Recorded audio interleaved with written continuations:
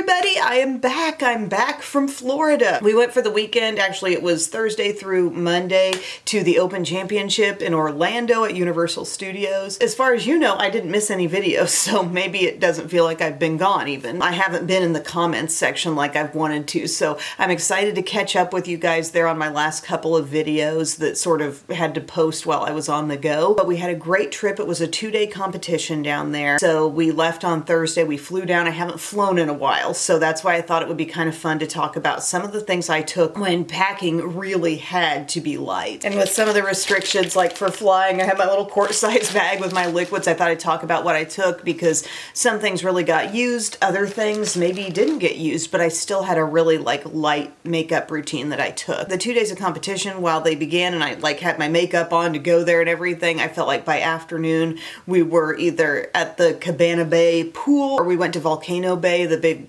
water park area. And in those situations, I am not like a mom who just sits outside the pool. I am in the pool, so I take all my makeup off and just use sunscreen. You know, I was putting the banana boat everywhere and I had my sunglasses and in some cases my hat. A couple days ago, I did look a little bit pink, but I think it's all settled down some on my skin. But competition-wise, the girls ended up in third place. She's competing at the Junior 2 level this year, and there's a lot of talent in these divisions, and I believe if their routine fully hit both times, they might have been at number 1. And it would seem like this is perhaps the last competition of the season, but no, this coming weekend they actually compete in Nashville, and that competition, as I noticed last year, turns out to be the biggest. There are so many teams there. The way they are on and off the floor, it's like seconds between each team. They pack it in, so the girls have another chance to really shine, but they've been doing great all season and I'm so proud of them. But yeah, I like to hear about the things people take for travel because I feel like that narrows it down to some things you feel are essential. And it's been years since I've flown. The kids were a lot younger the last time we did this. And by the way, this was my first time flying Southwest and I loved it. I always enjoy flight attendants, but the ones that were on our flights were particularly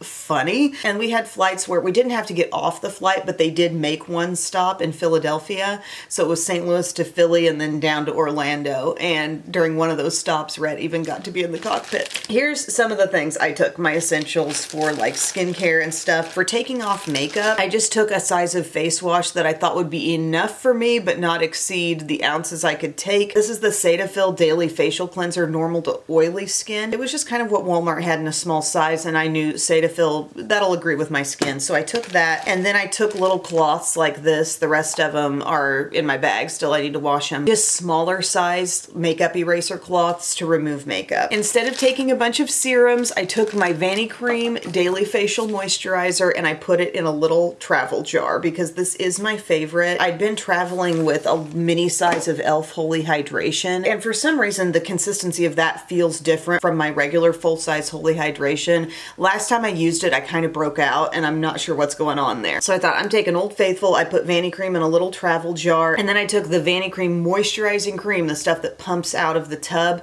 I always have it in a little jar like this anyway, so I just took that. That's my eye cream. That's my any particular dry spot cream.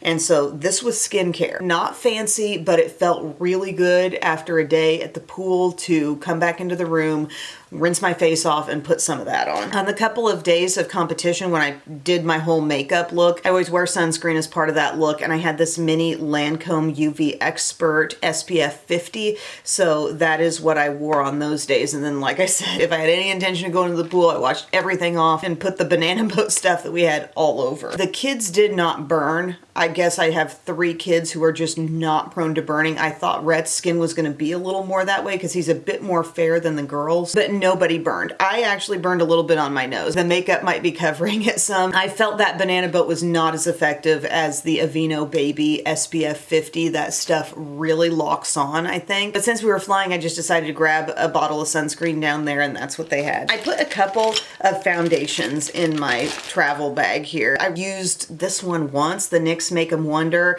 and I threw in the e.l.f. Soft Glam because I still had room. And I thought, I didn't want to take glass bottles. I wasn't taking a full-on favorite. favorite. If it were up to me, I probably would have taken Catrice HD Liquid Coverage because the staying power is so hardcore. But I took two, and really, as you'll see in a second, there was another thing that I really actually reached for more. This, if my skin has any bit of a tan, it ends up looking kind of light. This, not the best staying power, the e.l.f. Soft Glam. And it was hot, you know, and walking around Universal just to get to where they competed, we walked a long way once we got off the shuttle bus. And I know this is no surprise to anybody who goes to Disney, Universal, like walking is the name of the game, crowdedness is the name of the game. But yeah, I was certainly full on sweating. I still had makeup on when I got back to the room. There was stuff to remove, but I wasn't looking flawless. Other things I took, my mini perfume. This is Lancome Idol Aura, just what I happen to have in a travel size. Got my contacts fluid in there and had my contacts case. I had a little toothpaste in there as well that ended up in Bub's bag at the end of it. I took my little Gold Bond Age Renew Retinol Overnight.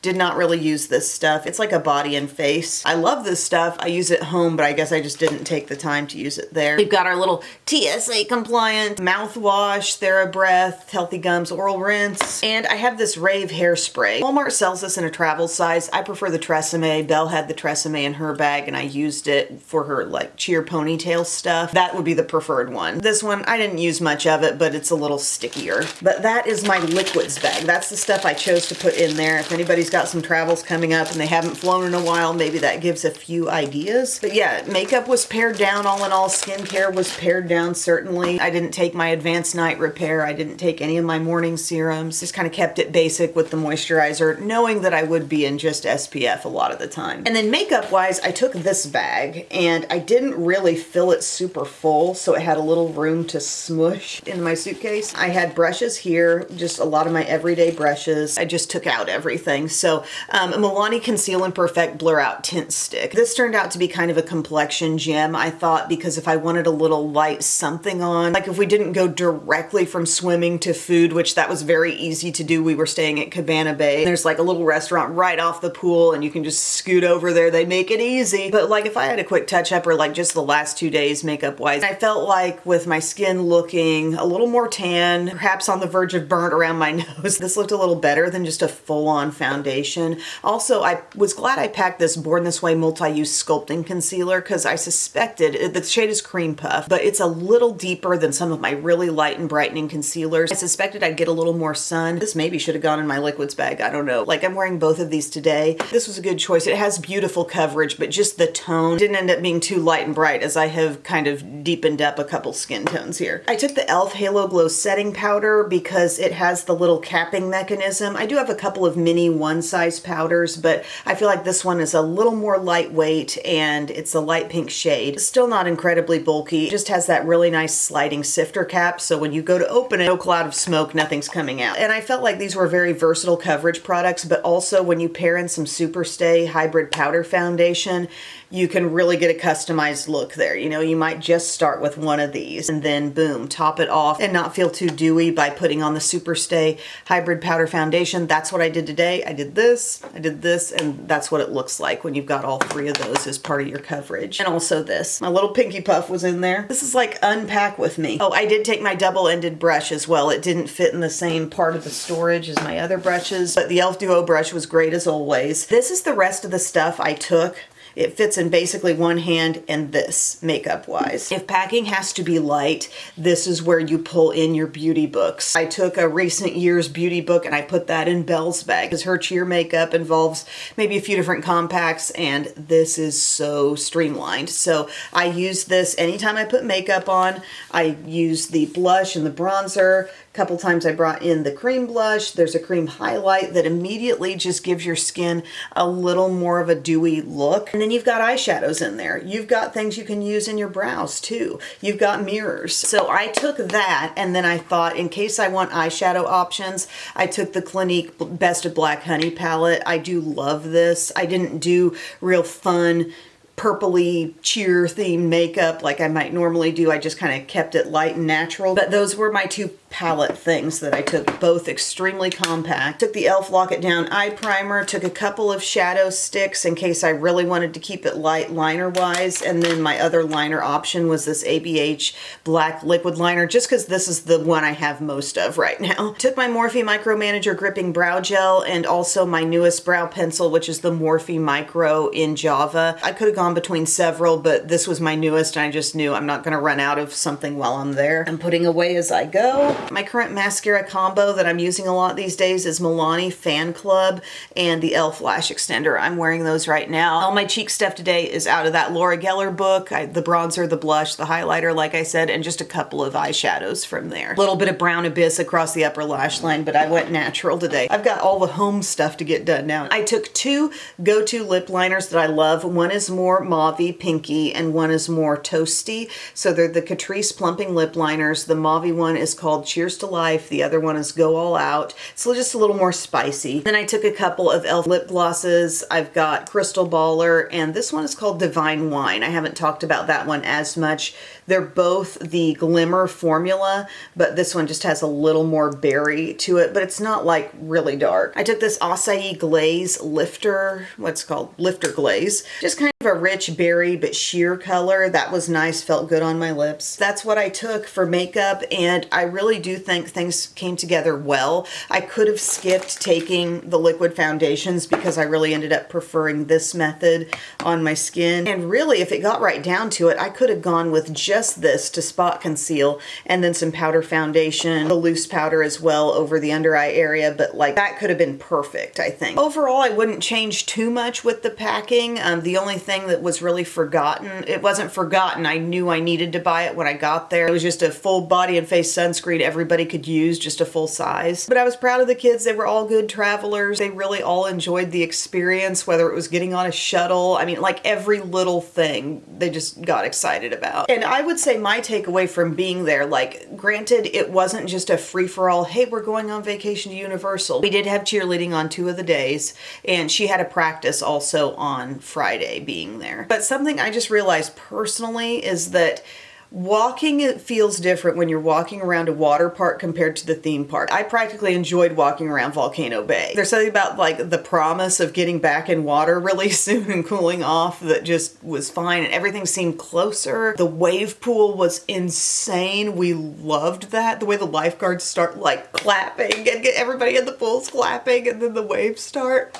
Oh, we ate that up. There was some kind of big tube ride that we all did together, and it was so much fun. That was my favorite part. After day 1 of the competition, Belle didn't feel like really walking all over creation, but Bub took Biddy and Uga to the Harry Potter part of Universal. And I guess there's something with wands, like interactive wands that you can use. Bub has read the Harry Potter books. Biddy's like halfway through reading all the Harry Potters. There's something going on with the wands at Universal that they can be used, but he said it was super duper crowded and it was hard to get the full effect of everything. And I'm sure it was just a fraction of the park that we ended up walking through when we had to get to where they competed and then like walk back out. We also had to walk to a totally separate part of the park for awards. So that took me through a couple of really different areas and it was cool. I think I would have loved it on a crisp fall day, but it was really hot, tons of people. I don't know if theme parks are really my vibe. When you get me sweating, tired, and hungry all at once, I mean, if I had to issue a warning on myself, that's when I do it.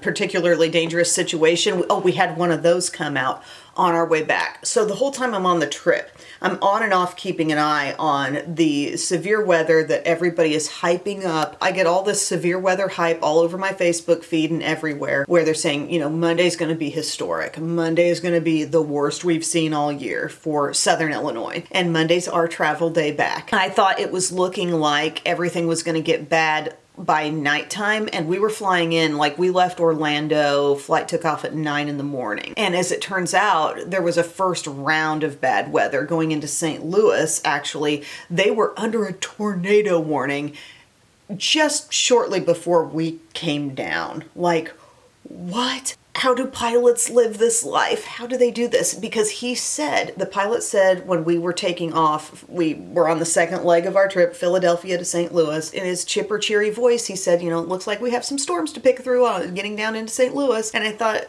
oh, okay. And then I think about it some more and I'm like, storms to pick through? How do we do that? And then I took it as a red flag that the flight attendants were not allowed to get up and move about the plane for that whole leg of the trip. He had them sitting the whole time. Really, the turbulence was not bad until we started our descent into St. Louis, and then there were luggage compartments coming open. There's people holding on to backs of seats. Like, guys, I was fearing for my life for a second. Biddy's over there clutching her bunny. We are holding on, and it probably seemed like a lot longer than it was. But there was just a short span of time there, probably less than a minute, that it was straight up bumping us around. And then we got down, and then I could see land again. And I'm like, okay, we're going to make it down to St. Louis. I saw the Mississippi River, I saw city, I saw subdivisions. I knew we were going to make it. Things smoothed out. You just had to get through something, which may have been the surroundings of a tornado. The reason I knew there was a tornado warning is because when we got back on our parking shuttle, there were a couple of airport employees that were on there talking about how wild the tornado warning was at the airport. And I'm like, good Lord, because I hadn't had a chance to really, get on the internet and examine things. And then they put Southern Illinois, like I said, under a particularly dangerous situation, tornado watch, and that does not happen frequently. Pretty sure it happened last year at some point in time. This is issued for an area where they think we've pretty much got all the ingredients to have not just a tornado, but perhaps an EF3 or greater long track tornado. These are the words I never want to hear. And I'm like, okay, at least it looks like we're going to make our drive home from St. Louis before we have to deal with this stuff. And you know what?